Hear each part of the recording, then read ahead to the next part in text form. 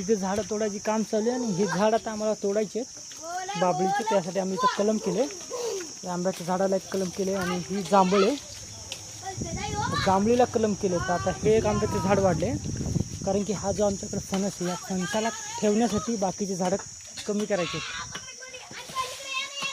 कलम करायचं काम चालू आहे याच्याकडे.